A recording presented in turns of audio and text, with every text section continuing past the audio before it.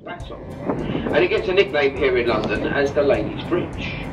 Built 90% by female labour, and this was owing to the fact that young men were away fighting in the Second World War. Back home here in London, the ladies, they were in charge of the construction.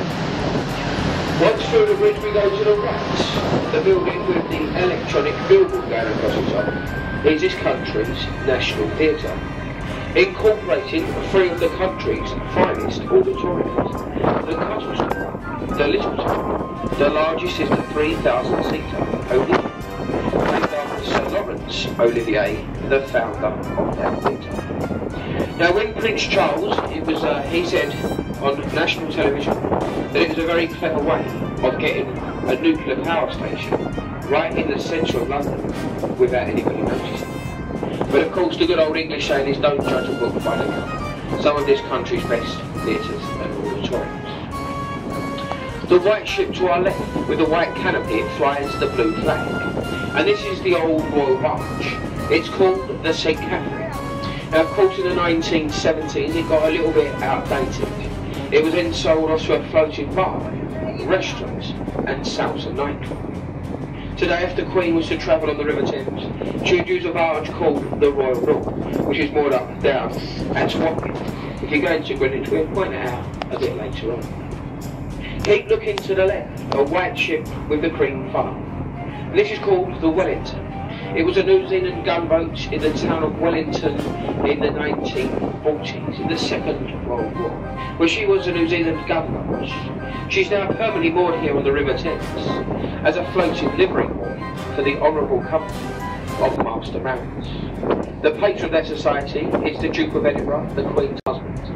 And on many Sunday evenings we see the Duke and the Queen stumbling around that foredeck there with a large cigar and an even large glass of brandy, talking about the old. So we look ahead of us and we look to the left. If you're on the top deck, we do get our first view of St Paul's Cathedral.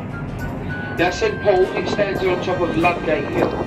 It took the architect Sir Christopher Wren 35 years to complete, finally in 1710. Now you can visit St Paul's. On top of the dome is the viewing platform, and that is what they call the Whispering Galleries. Also go down into the crypt, and there you'll see the tombs of Admiral Lord Nelson, the Duke of Wellington, and the architect himself, Sir Christopher Wren. Now there is only one monument to that great architect, and it is a simple message above his tombstone. Translated from the Latin, it reads, "Reader, if you wish to seek my monuments, then take a look around you."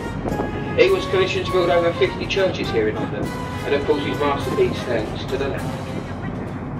Immediately to our left now, a red building. This is the Zion College and Library. It is home to the British clergy. It houses rare manuscripts and religious journals. Alongside that is a white building with the green sloped roof, and that is the old City of London School for Boys. Been left money since 1441 to educate the boys of London town. Look on the front of the building, you can see 4 statues. From left to right they are of John Milton, Francis Bacon, Isaac Newton and William Shakespeare, and they are arguably some of this country's finest scholars. Ahead of us, the Blackfriars group to the bridge. You can see the name is placed on top of the first one, which is the Road Bridge, opened in 1869 by Queen Victoria herself. As we come beneath the two bridges, take a look left and right, and you can see these 8 red columns. Now these red columns were the first foundation pillars of the old Alexander Railway Bridge, built in 1864 by Isambard Kingdom Brunel. Now please note there is no top to the bridge, taken down in the 1980s due to the heavy modern day trains. The red columns, they were left through fear of undermining the foundations of the Iverson bridges. But please take a look back at the last bridge, the Rail Bridge, and you can see just how much work they're doing to the bridge. Strengthening and widening the old bridge, they're going to put a railway station over the whole width of the River Thames. the first time this has ever been done. Lots of track, but never a station. As we exit the bridge, to the right, the building with a large chimney is the old Bankside power station. It was taken out of commission in the 1970s and turned into the Tate Gallery of modern art. Now, modern art is becoming very, very popular in this country. Does anybody on this boat like modern art? As you can see, it is very, very popular.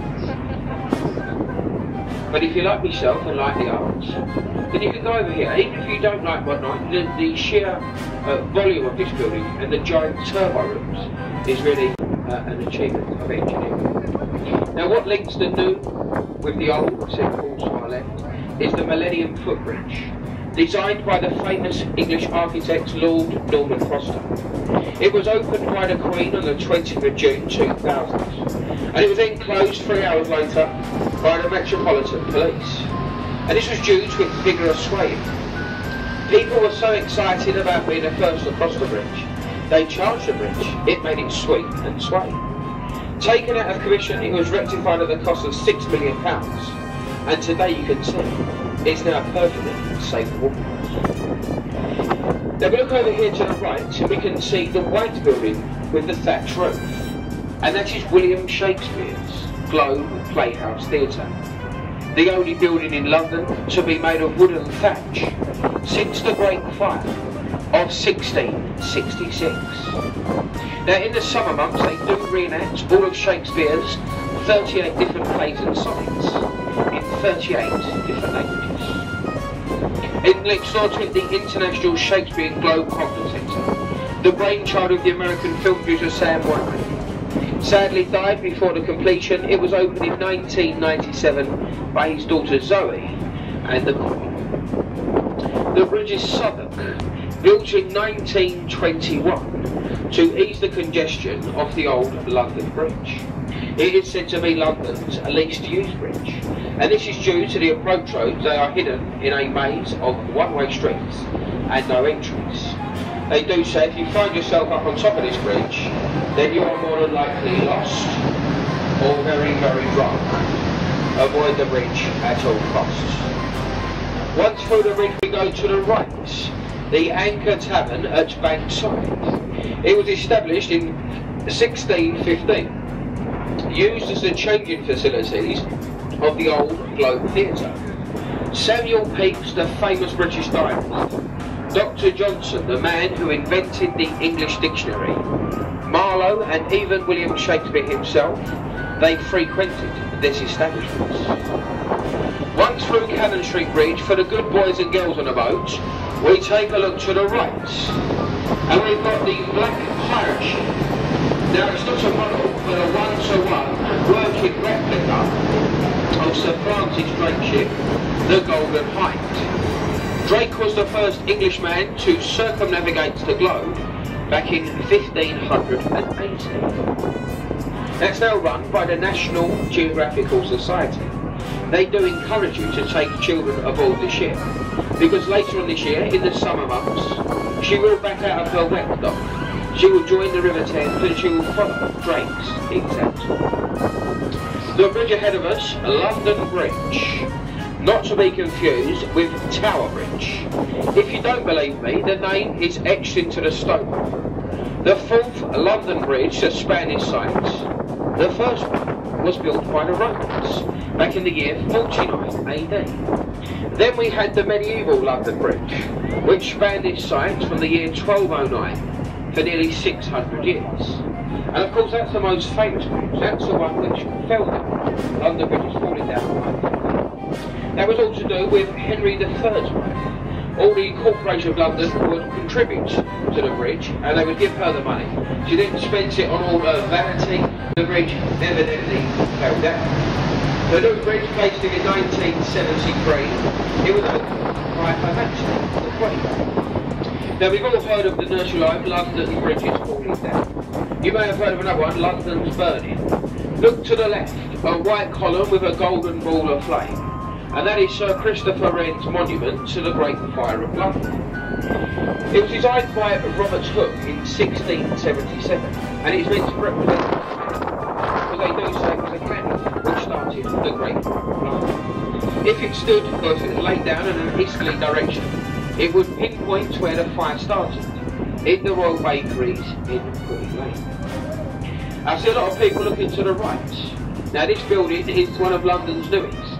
It was opened in the 1st of February 2013, and it is called the Shard. It stands at 310 metres tall.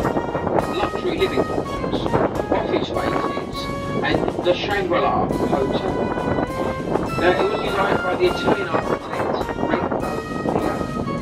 If you wish to go up there, folks, you can do so. Take the high-speed elevator to the top, and on the 69th floor is the observation platform. Now don't worry about the bridge ahead of us. What we're going to do, we're going to go right up to the bridge, turn the boat sideways, and give you a lovely side-on view of the Tower Road Bridge.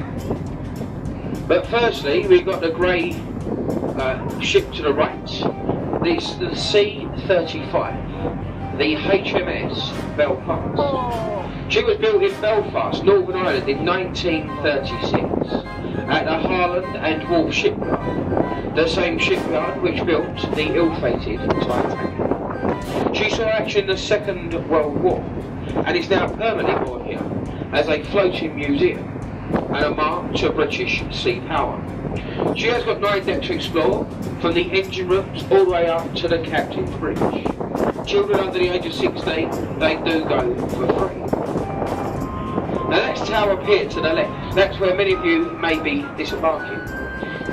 But what we're going to do, folks, you seem fairly interested about what I've got to say. So we're going to go past the pier, turning the boat sideways. We give you a lovely side-on view of the bridge. Now the Tower Bridge is not as old as it looks. She was built in 1894, designed by Sir John Wolfe Barry. Now this bridge really is one of a kind. A part suspension bridge left and right, and a part bascule bridge. The bascules are the centre-pieces in the middle. Coming from a French word, it means a seesaw. Now you may know that the centre-pieces can open up like a double-sided drawbridge, allowing larger shipping, tall-masted vessels like the Belfast, into the upper pool of London. Again, you can go and visit the Tower Bridge experience. Go down into the bascules, they're the pieces that are sitting in the water, and you can see just how they lift and the bridge up today. It's still done by the steam mechanisms. You can walk up one of the top catwalks along the top and down the other tower. Take some lovely shots of the voyage that you've just taken. Now, it was built in the Gothic style to blend with its near neighbour here to the left, the Tower of London. Now the Tower of London was built in 1078, built by the Norman commander William the Conqueror. Now the tower has been used as many different places. A palace, a royal mint, a royal observatory, even a zoo. Most famously as a place of execution, imprisonment and torture. If you look on the river's wall, you can see the message, entry to the traitor's gate. If anybody was found to be a traitor up at the Palace of Westminster, you would have been rowed down by a waterman like myself. You'd have then been rowed up that bricked up archway to the left, up onto Tower Green. You would have had your head as surgery removed by the means of an old rusty axe. That is now more peaceful. It's now home to the world famous Crown Jewels, and now guarded by the 33 yeoman warders, and they are the beefeaters to you and I. Now they do a few different services and ceremonies at the tower. The first of which is the unlocking of the tower. That happens about 9:30 in the morning. And the yeoman warders, they're the beefeaters, they get the word of the security people in there, and that entitles them to go into the tower. At 2:30 in the afternoon, they do the changing of the guards, and then later on in the night, at 10 o'clock at night, they do the changing of the keys. The best place to watch, you can see the people on the embankment wall, and you can see right through the tower there. That's where all the action takes place, okay? So did you all enjoy yourselves, folks? No? Yes? Yes, very good. Okay. Now, ladies and gentlemen, what we need to do, folks, is we need to back the boat up onto Tower Pier, okay? And as we do this, the boats may rock about a bit. People